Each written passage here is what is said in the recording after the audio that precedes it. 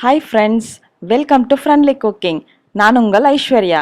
இன்னைக்கு நம்ம பண்ண போகிறது ஈஸியாக வீட்டிலையே செய்கிற கிறிஸ்பியான மட்டன் கோலா. வாங்க எப்படி பண்ணுறதுன்னு பார்க்கலாம். இதுக்கு தேவையான பொருட்கள் என்னென்னு பார்த்துடலாம். பூண்டு பேஸ்ட், இஞ்சி பேஸ்ட், கரம் மசாலா,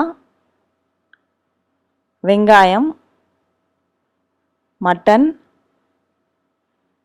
பட்டை, பச்சை மிளகா, சோம்பு, தேங்காய், பொட்டுக்கடலை. இப்போது மட்டனை 5 விசில் விட்டு வேக வச்சு எடுத்துக்கரலாம்.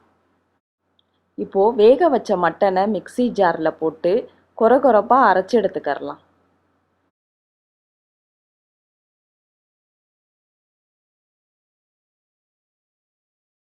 எதுக்கு நம்ம வேக வச்ச மட்டனை எடுத்துக்கிறோன்னா, வேக வைக்காத மட்டனை நம்ம ஃப்ரை பண்ணுறப்போ மேலே கிறிஸ்பியாகவும் உள்ளே வேகாமையும் இருக்கும். அதனால சேஃபர் சைடுக்கு நம்ம வேக வச்சு எடுத்துக்கிறலாம். இப்போது அதே மிக்ஸி ஜாரில் 1 டேபிள் ஸ்பூன் சோம்பு, பட்டை, 3 பச்சை மிளகா, 1/2 கப் தேங்காய், 4 டேபிள் ஸ்பூன் பொரிக்கடலையோட கொஞ்சமாக தண்ணி சேர்த்து நைஸாக அரைச்சி எடுத்துக்கிறலாம். ஏற்கனவே அரைச்சி வச்ச மட்டனோட இப்போ அரைச்சிருக்கிற மிக்ஸை இதோட சேர்த்துக்கரலாம்.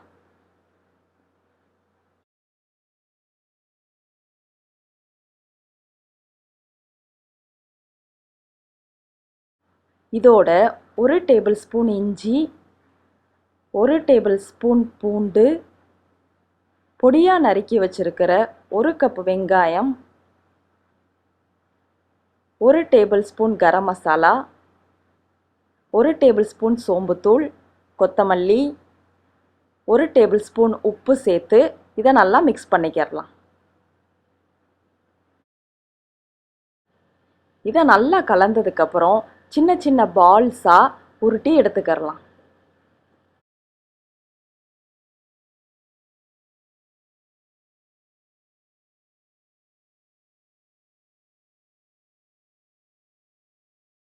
இப்போது ஒரு பேனில் கோலா நல்லா முங்கி வேகிற அளவுக்கு எண்ணெய் ஊற்றிக்கிறலாம்.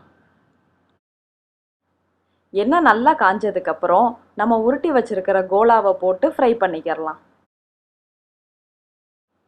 அப்பப்போ லேசாக பெரட்டி போட்டுக்கிறலாம். அப்படின்னா தான் ஈவனாக எல்லா சைடுமே வேகும்.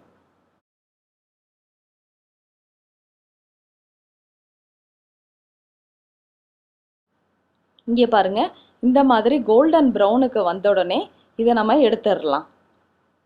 இதே மாதிரி எல்லா கோலாவையும் நம்ம போட்டு எடுத்துக்கிறலாம்.